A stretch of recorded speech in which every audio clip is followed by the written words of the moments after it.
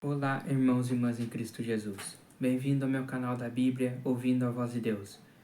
Eu venho aqui gravar para vocês mais um vídeo aqui no meu canal.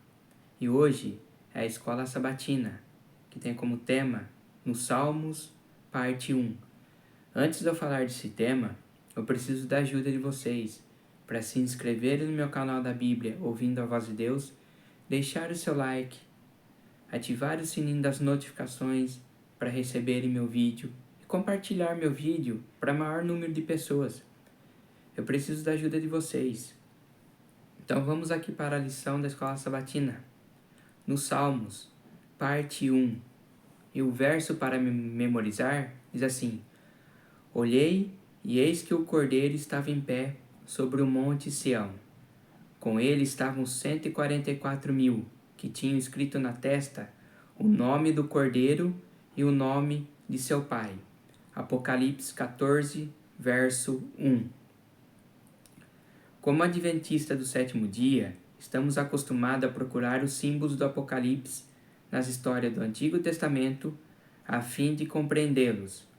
Essas narrativas, no entanto, não são a única fonte de nosso estudo, pois, a fim de compreender as profecias, precisamos examinar todo o Antigo Testamento. Uma fonte especialmente rica é o livro dos Salmos, uma coleção de poesia sagrada que apresenta inúmeras experiências humanas e interações com Deus, que variam desde o desânimo e o sofrimento pelo pecado até a alegria quase desenfreada na presença do Senhor, em suas repetidas promessas de perdão e salvação. Uma leitura atenta dos Salmos leva muitas partes do Apocalipse a ganhar vida, especialmente o capítulo 14, que descreve a obra final da igreja remanescente de Deus. O povo de Deus dos últimos dias recebeu a mesma tarefa que o antigo Israel. Devemos ser luz para as nações, levando o último chamado de misericórdia para todos, a fim de que adorem e obedeçam ao Criador. Detalhes providos nos Salmos nos proporcionam novas maneiras de compreender e avaliar nosso papel nos momentos finais da história da Terra. Parte de domingo, nosso sumo sacerdote. Quem é o nosso sumo sacerdote hoje, que está no céu, assentado à direita de Deus? Jesus Cristo. Ele está no Santo dos Santos.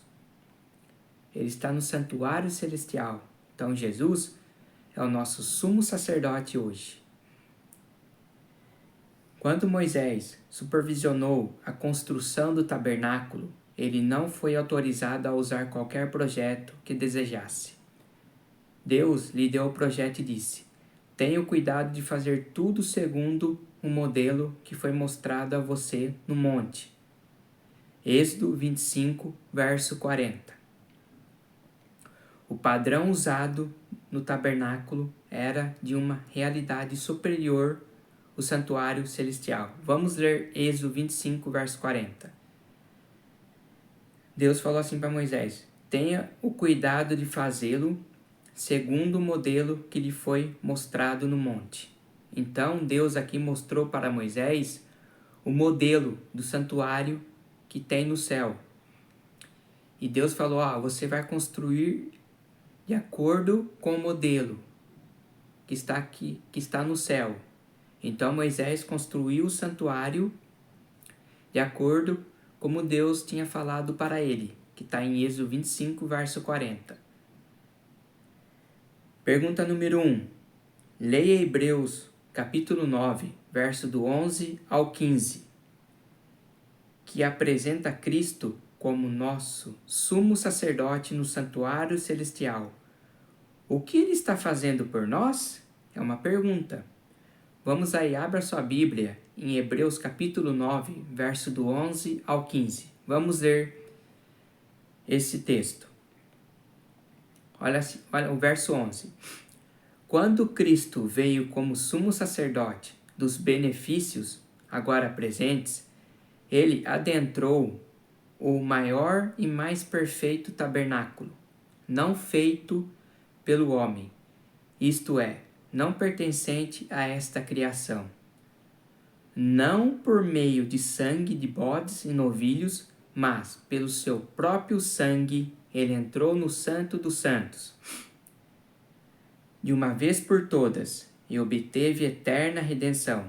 Ora, se o sangue de bodes e touros e as cinzas de uma novilha, espalhadas sobre os que estão cerimonialmente impuros, os santificam, de forma que se tornam exteriormente puros, quanto mais o sangue de Cristo, que pelo Espírito Eterno se ofereceu de forma imaculada a Deus, purificará a nossa consciência de atos que levam à morte, para que sirvamos ao Deus vivo. Por essa razão, Cristo é o mediador de uma nova aliança para os que são chamados, recebam promessa da herança eterna, visto que ele morreu como resgate pelas transgressões cometidas sob a primeira aliança. Qual que era a primeira aliança?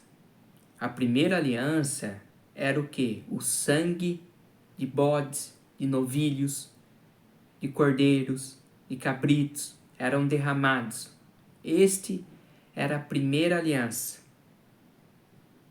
Então, Cristo, quando morreu, ele acabou com essa primeira aliança. Essa primeira aliança foi abolida, que é o sangue de bodes, de touros e cinza de uma novilha. Foi abolido. Não precisa mais derramar sangue de animal. Hoje é o sangue de Cristo que é o mais importante. É Ele que purifica os nossos pecados. O sangue de Cristo é que pelo Espírito Eterno se ofereceu de forma imaculada a Deus. Então, quando Cristo morreu, ele foi oferecido a Deus. Através do seu sangue, hoje, que nos purifica. Então, Cristo, ele é o nosso mediador. Mediador, ele está dentro do santuário, intercedendo por nós. Ele está sentado à destra de Deus, intercedendo por nós. Olha que coisa maravilhosa que Cristo faz por nós. Então vamos aqui para a explicação. O santuário terrestre prefigurava a pessoa e a obra de Jesus em detalhes surpreendentes, desde os sacerdotes e as ofertas, até os móveis e outros detalhes da construção. Tudo falava a respeito de Jesus. A água. Quem que é a água da vida? Jesus. O candelabro que ficava dentro do santuário, que iluminava. O que isso simbolizava? A luz do mundo. Quem que é a luz do mundo?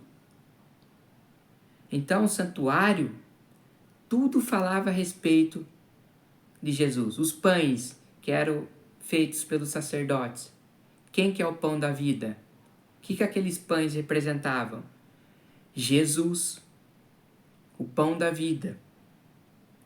O caminho que tinha para entrar no santuário. O que esse caminho simbolizava? Jesus. Quem que é o caminho, a verdade e a vida? Jesus. Então, tudo dentro do santuário falava de Jesus. O Apocalipse está repleto de imagens do santuário. Encontramos o candelabro do santuário, em Apocalipse 1, verso 12 e 13. A sala do trono, que está em Apocalipse capítulo 4, verso 2 e 5. O altar de incenso, está em Apocalipse 8, verso 3. A arca da aliança, que está lá em Apocalipse 11, verso 19. E outras referências ao templo, sem uma compreensão do santuário do Antigo Testamento, é simplesmente impossível compreender o que João queria dizer ao descrever suas visões. Segundo Paulo, as experiências de Israel aconteceram com eles para servir de exemplo, e foram escritas como advertência a nós, para quem o fim dos tempos tem chegado. Podemos aprender muito estudando os detalhes do templo do Antigo Testamento. No livro dos Salmos, encontramos uma verdade importante para entender alguns desses detalhes, como o povo de Deus interagia pessoalmente com o templo. Obtemos vislumbres de como Davi se envolvia com o santuário e seus serviços. E vemos a reação espiritual do povo de Deus ao que o Messias faria por eles. O santuário não apresenta apenas símbolos que nos ajudam a ver Jesus, mas por meio dele também podemos explorar as experiências pessoais daqueles que compreenderam o que Deus desejava ensinar por meio dos seus serviços. Assim podemos tirar lições para nós mesmo em nossa própria experiência com o Senhor. Então, aqui nós aprendemos o quê? A experiência com o Senhor Jesus. Tudo que era feito, tudo que foi feito no santuário apontava para Jesus. Então, nós aprendemos que Jesus hoje é o nosso sumo sacerdote. Ele está intercedendo por você. Segunda-feira, sobre o Monte Sião.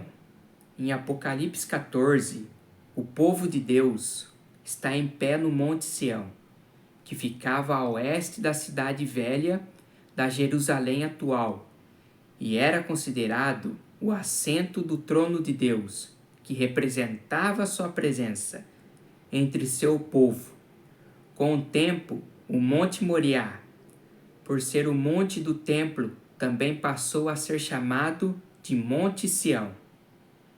A importante descrição do remanescente dos últimos dias, em Apocalipse 14, é apresentada usando a linguagem do santuário, como acontece na maioria das cenas principais do Apocalipse.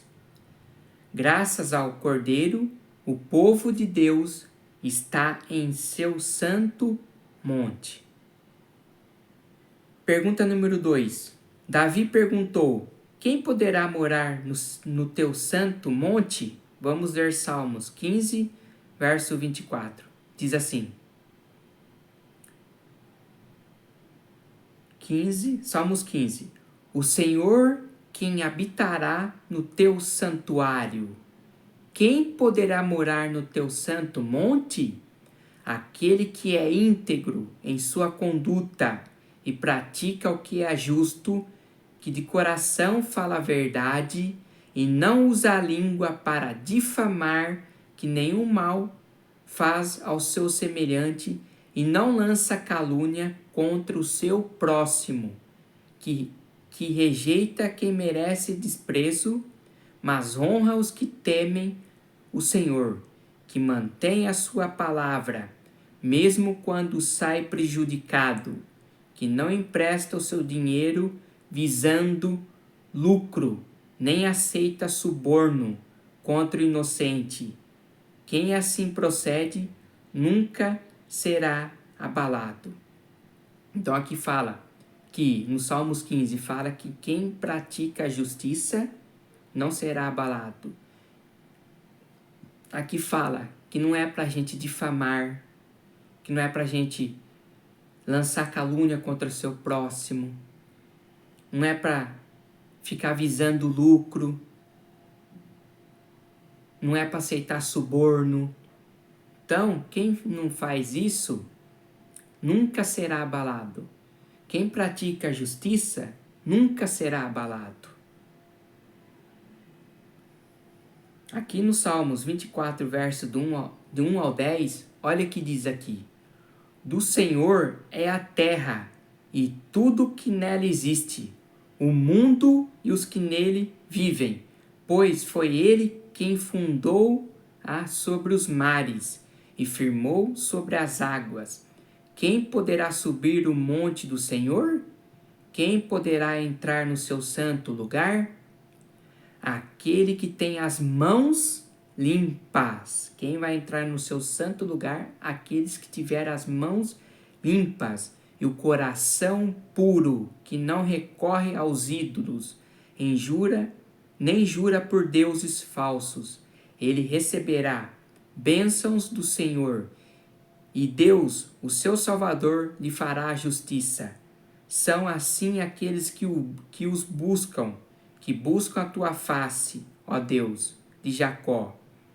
Abram-se os portais, abram-se, ó portas antigas, para que o Rei da Glória entre. Quem é o Rei da Glória? O Senhor forte e valente, o Senhor valente nas guerras. Abram-se os portais, abram-se as portas antigas, para que o Rei da Glória entre. Quem é esse Rei da Glória? O Senhor dos Exércitos. Ele é o Rei da Glória. Então, meus queridos, quem é o Rei da Glória? Deus, o Senhor dos Exércitos. Ele aqui falando tudo para nós. Que nós temos que ficar com mãos limpas, não praticar injustiças. Porque o Senhor é a terra. Do Senhor é a terra, tudo que nela existe. Então, quem criou a terra? Deus.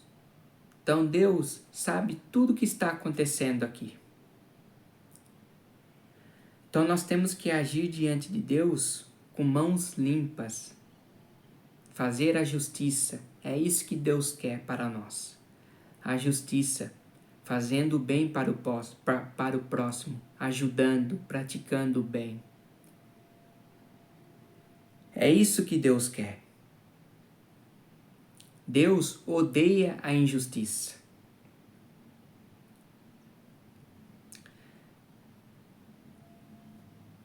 Agora, o que diz aqui? Compare a resposta com a descrição dos salvos no Monte Sião, em Apocalipse 14, verso do 1 ao 5. Vamos ver.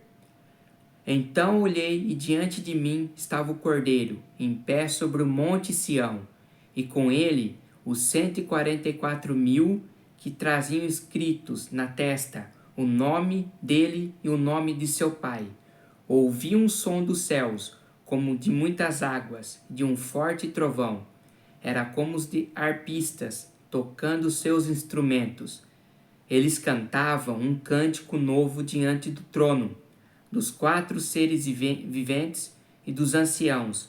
Ninguém podia aprender o cântico, a não ser os 144.000 que haviam sido comprados da terra.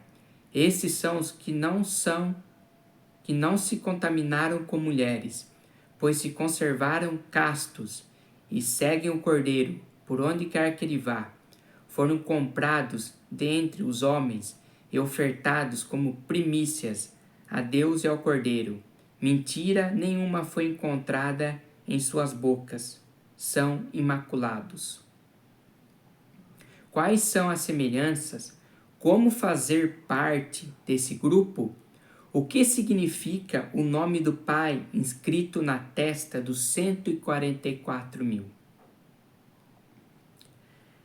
Estar à altura da descrição dos que podem entrar na presença de Deus, conforme vemos nesses salmos, é uma tarefa difícil para os pecadores.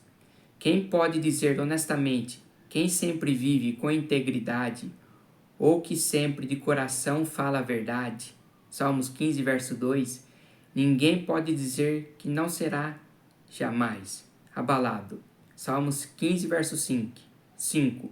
Se dissermos que não temos pecado nenhum, a verdade não está em nós. 1 João 1, verso 8. Então, se você falar que você não tem pecado, você é mentiroso. A verdade não está em você. Se eu falar que eu não tenho pecado, eu estou mentindo. É o que a Bíblia está dizendo. A única conclusão possível é o que o Cordeiro nos capacita a ficar em pé no Monte Sião. O Cordeiro não é mencionado nesses 2 salmos de Davi, mas ele aparece de repente na descrição encontrada em Apocalipse 14 e quase como se Apocalipse 14 estivesse respondendo à pergunta de Davi. Agora que o Cordeiro de Deus está estabelecido no Monte Sião, no santuário, também podemos estar presentes nesse lugar, porque sua justiça perfeita é atribuída a nós. Pela fé, podemos ter ousadias para entrar no santuário, pelo sangue de Jesus, pelo novo e vivo caminho que ele nos abriu por meio do véu, isto é, pela sua carne, que está lá em Hebreus 10, versos 19 e 20. Sem o sangue de Cristo, que esperança teríamos? Absolutamente nenhuma.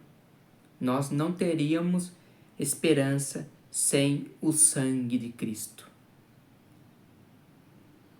A gente não ia ser nada. A gente não ia existir. Se Cristo não viesse morrer por nós, nós não estaríamos aqui hoje. Graças a Cristo, nós estamos aqui, através do sangue dele que nos purifica de todo o pecado. Parte de terça-feira. A lei em nosso coração. O remanescente reunido em Sião tinha escrito na testa o nome do Pai e o nome do Cordeiro. Nas Escrituras, nome significa mais do que uma palavra que identifica alguém. Representa o caráter. Até hoje, em muitas culturas, ainda se diz que alguém tem um bom nome, quando o seu caráter é bem visto pelos outros. Vamos ler aqui Êxodo 33, verso 18 a 23, 34, verso do 1 ao 7 e Salmos 119, verso 55. Vamos ler.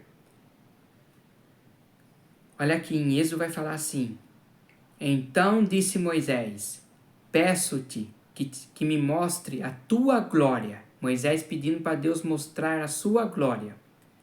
E Deus respondeu, diante de você farei passar toda a minha bondade, e diante de você proclamarei o meu nome, o Senhor. Terei misericórdia de quem eu quiser, ter misericórdia e terei compaixão de quem eu quiser, ter compaixão.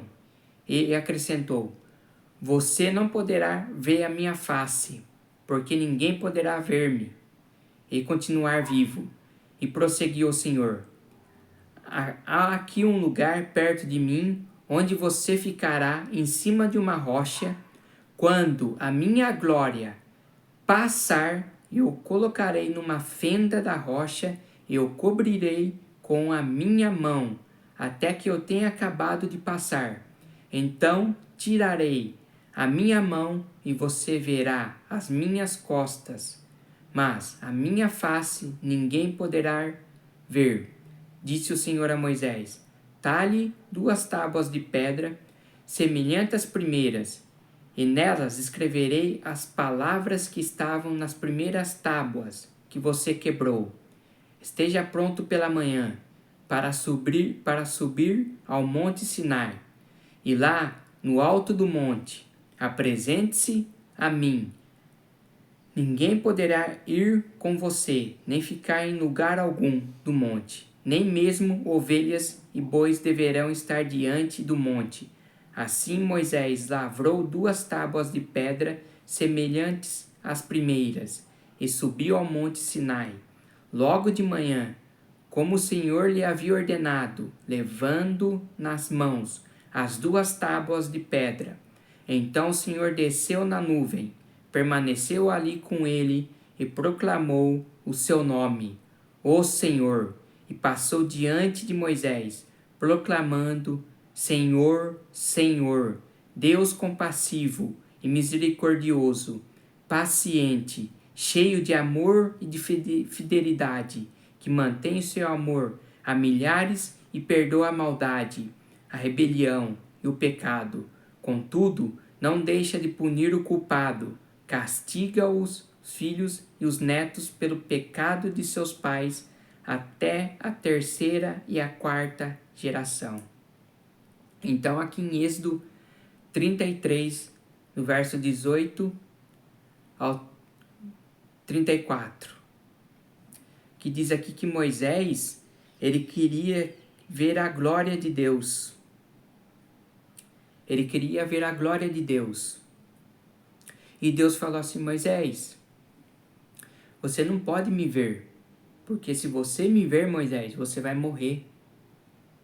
Então ninguém pode ver Deus. Se a gente ver Deus, a gente morre. Deus, ele habita numa luz inacessível. A glória de Deus é tão forte, com esse corpo do pecado que a gente tem. Se a gente vê Deus, a gente vai morrer. Então o que Deus fez aqui com Moisés? Deus passou pelas costas de Moisés.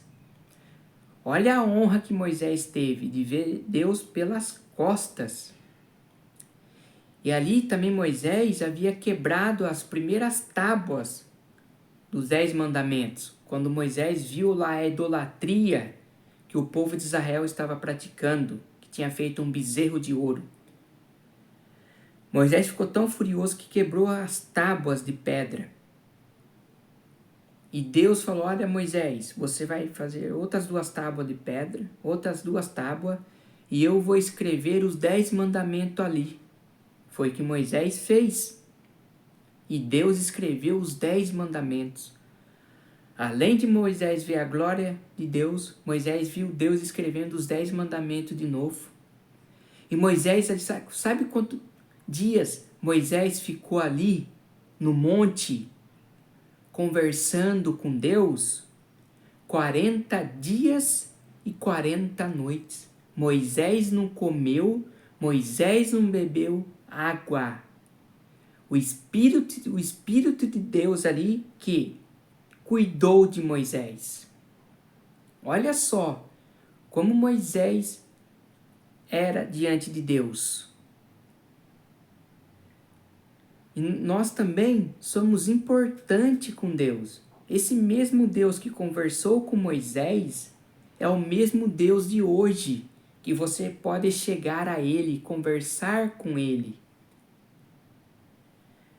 Aqui em Salmos 119, verso 55, diz assim: de noite lembro-me do teu nome, Senhor. Vou obedecer a tua lei. Que lei que é essa? Os 10 mandamentos. Os 10 mandamentos são a lei de Deus. Mostra ali o caráter de Deus. Muitos definem a glória de Deus como uma luz brilhante, inacessível, o que sem dúvida é verdade. No entanto, a glória de Deus é mais do que simplesmente uma exibição visual, e seu caráter, e isso também é verdade em relação ao nome de Deus. O nome do Criador escrito na testa do remanescente não se trata de letras escritas no corpo. É uma questão de ter o caráter de Deus na mente e no coração, e assim refletir na vida o seu amor e seu caráter. Quando somos atraídos para perto de Deus, passamos a amá-lo por quem Ele é e pelo que Ele fez por nós. Deus se descreveu a Moisés quando entregou ao seu servo uma segunda cópia dos 10 mandamentos, que é uma transcrição do seu caráter. Da mesma forma, os que têm o nome de Deus, em Apocalipse 14, verso 1, são descritos como os que guardam os mandamentos de Deus, que está lá em Apocalipse 14, verso 12, que diz assim: aqui está a perseverança dos santos, que obedecem aos mandamentos de Deus e permanecem fiéis a Jesus. A profecia de Jeremias citada em Hebreus descreve essa experiência. Esta é a aliança que farei com eles, depois daqueles dias, diz o Senhor, imprimirei as minhas leis no coração deles e as escreverei sobre a sua mente. Dos seus pecados e de suas iniquidades jamais me lembrarei. Hebreus capítulo 10, versos 16 e 17. Que expressão do Evangelho, embora a lei seja refletida em nossa vida, precisamos que nossos pecados não sejam jamais lembrados. Quando você confessa teu pecado a Deus e você se arrepende dos seus pecados, Deus esquece dos seus pecados. Deus jamais vai lembrar dos seus pecados. Deus vai esquecer dos seus pecados. Só que nós, quando nos confessamos, quando nos arrependemos, nós não podemos mais ficar praticando o pecado. Temos que esquecer. Quando a gente esquece, Deus também esquece. O nome de Deus é seu caráter. A lei é uma transcrição de seu caráter. Os que estão no monte Sião amam o Senhor. Esse amor se manifesta na obediência à lei. Olha o que diz aqui: somos salvos pela graça, mediante a fé, não pela lei. Então, qual é a importância da lei de Deus? Vamos ler aqui 1 João 5, 3. Olha aqui que diz aqui: porque nisto consiste o amor a Deus, em obedecer aos seus mandamentos, e os seus mandamentos não são pesados. Então, o que isso quer dizer? Que os mandamentos de Deus não são pesados. Não pesa você guardar os mandamentos de Deus, porque aqui está o amor de Deus. Aqui mostra o caráter de Deus, que é os 10 mandamentos. Se você obedece os 10 mandamentos, você ama a Deus.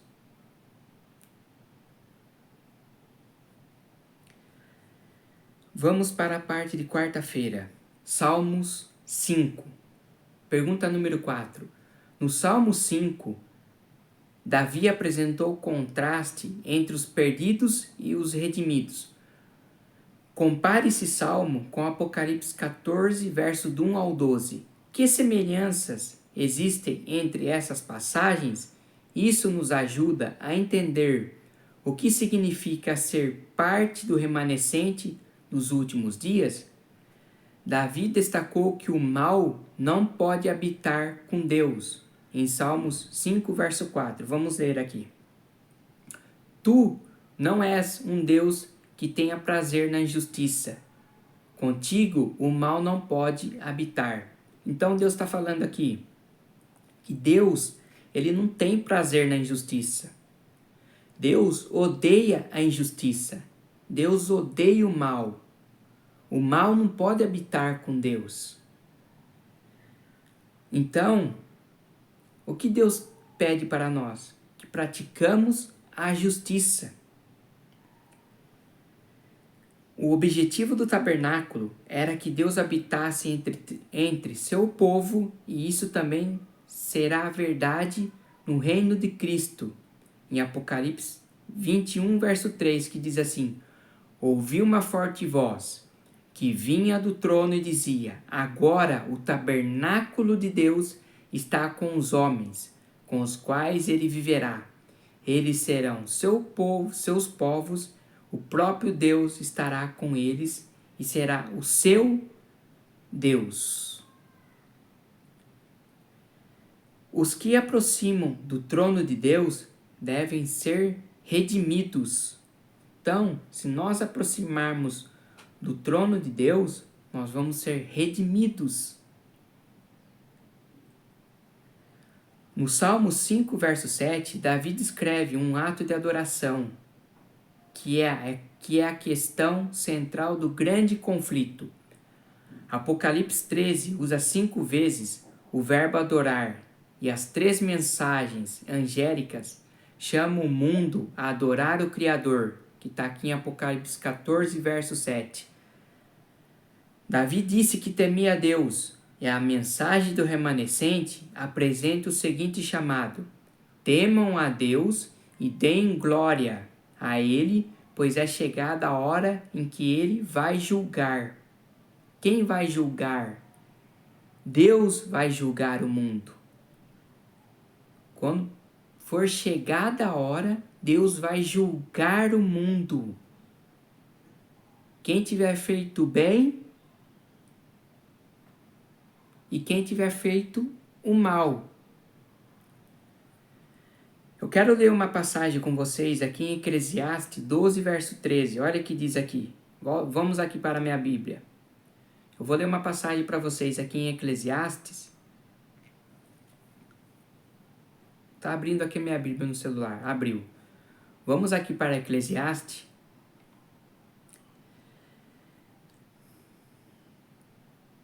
Capítulo 12, verso 13.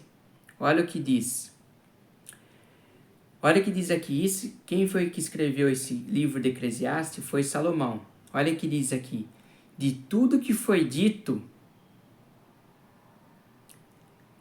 a conclusão é esta: temam a Deus e obedeçam aos seus mandamentos, porque foi para isso que fomos criados. Olha o verso 14. Nós teremos de prestar conta a Deus de tudo o que fizemos, e até daquilo que fizermos em segredo, seja o bem ou o mal. Então você vai ter que prestar conta com Deus. Se você fez o bem, tudo bem, você vai prestar conta com Deus, mas você fez o bem. Mas se você fez o mal, uma coisa em segredo, você vai ficar. Se você tiver um segredo ali e continuar nesse segredo e ficar praticando mal, você vai ser julgado do mesmo jeito, mesmo fazendo bem ou mal. Não sou eu que estou dizendo, é a Bíblia que está dizendo. Voltamos aqui na lição. Na boca dos redimidos não se achou mentira. Apocalipse 14, verso 5. Eles falam a verdade, e suas palavras e ações refletem o caráter justo de Deus.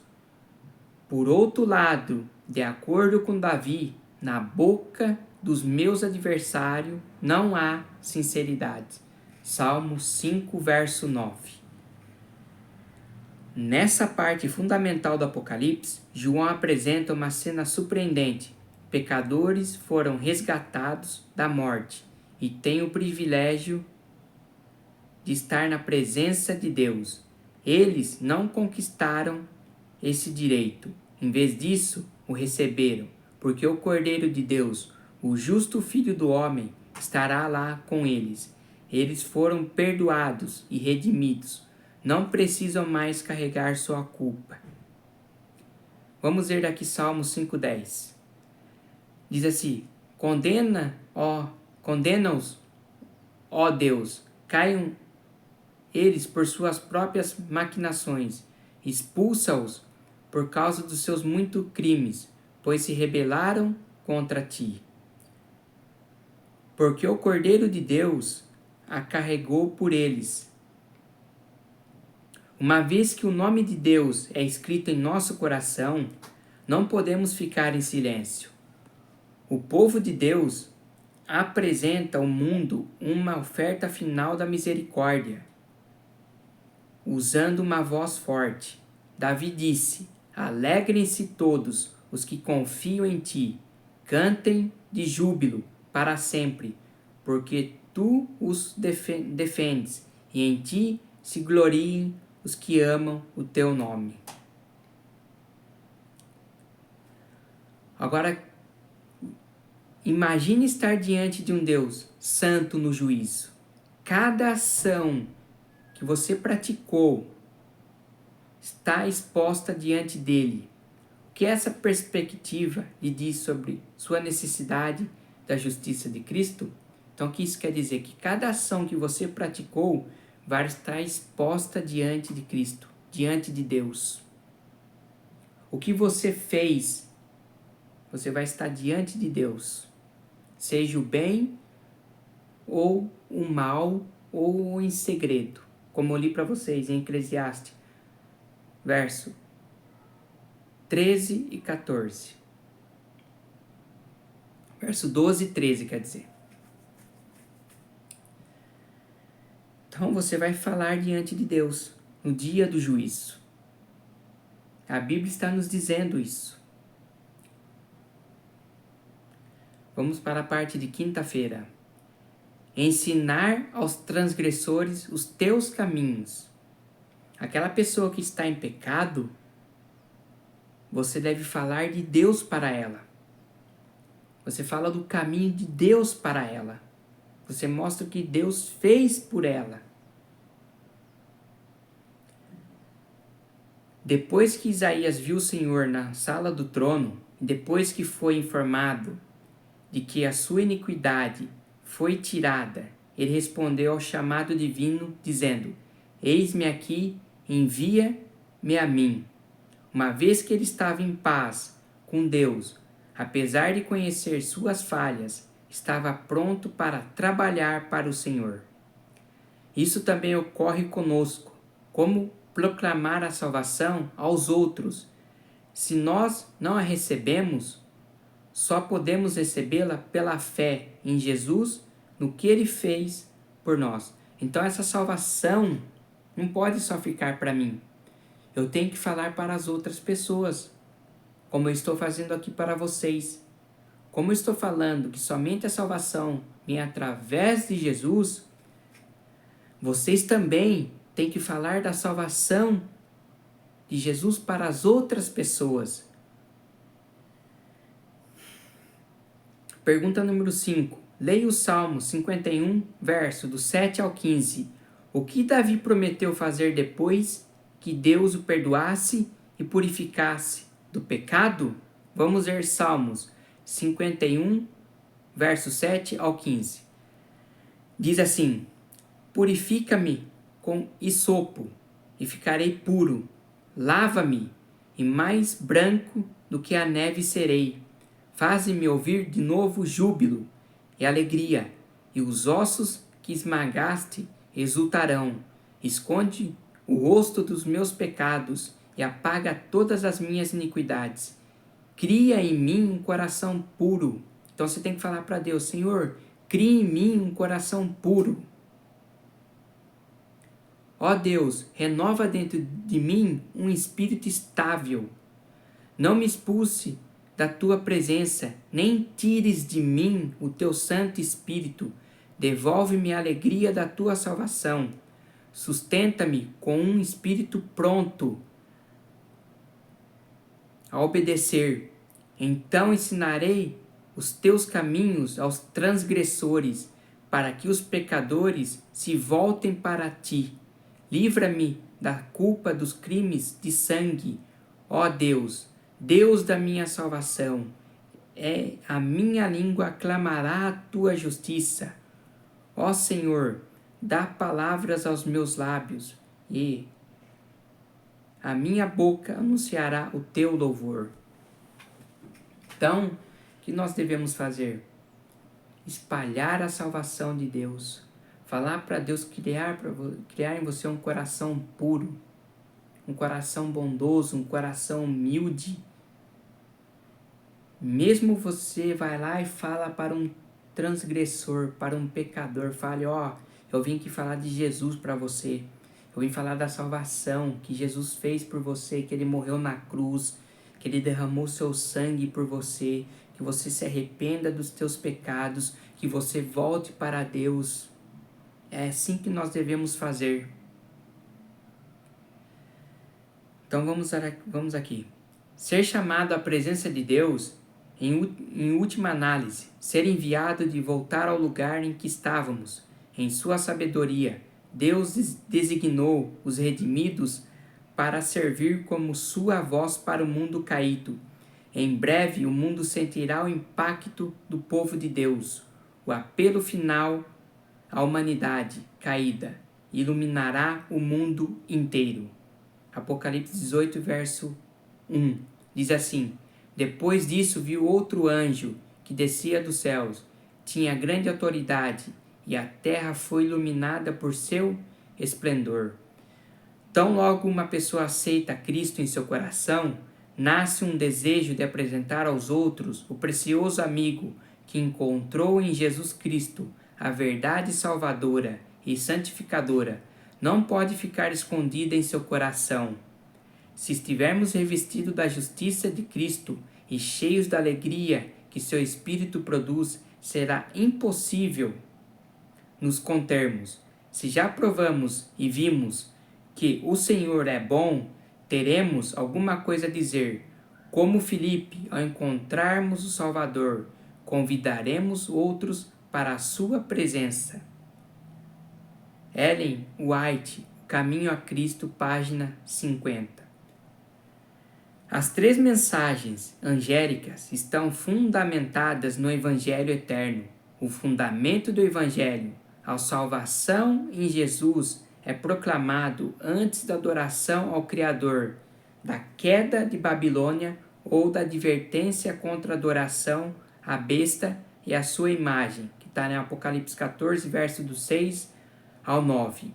Isso porque as mensagens dos 3 anjos significam, acima de tudo, a esperança e a promessa que temos em Jesus e no que Ele fez por nós. Fora do Evangelho eterno, realmente não temos nada de valor a dizer ao mundo. Antes da proclamação das 3 mensagens angélicas, somos conduzidos ao Evangelho eterno. Qual é a importância dessa verdade fundamental para todas as nossas crenças? Proclamar o Evangelho, falar que nós devemos adorar somente a Deus, a mais ninguém. Somente a Deus, aquele que fez os céus e a terra e o mar.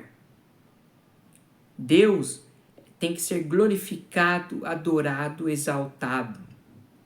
Espalhar a salvação para todas as pessoas. Nós somos salvos pela graça. Essa graça não devemos ficar só para nós. Temos que espalhar essa graça maravilhosa de Deus para as outras pessoas. Aqui, sexta-feira, é um estudo adicional.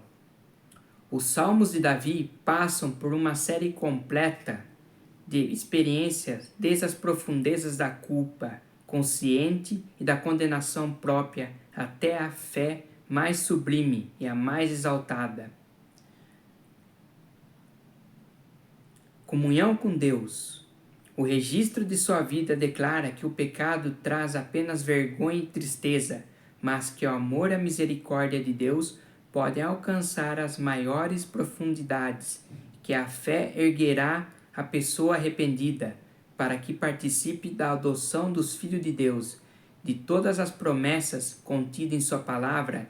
Isso é um dos mais fortes testemunhos da fidelidade, justiça e misericórdia de Deus em sua palavra. Jurei a Davi, meu servo, a minha mão estará sempre com ele, o meu braço o fortalecerá, em meu nome crescerá o seu poder. Porei a sua mão sobre o mar e sua direita sobre os rios. Ele me invocará dizendo: Tu és o meu Pai, meu Deus, e a rocha da minha salvação. Por isso farei dele o meu primogênito, o mais elevado entre os reis da terra. Conservarei para sempre a minha bondade, para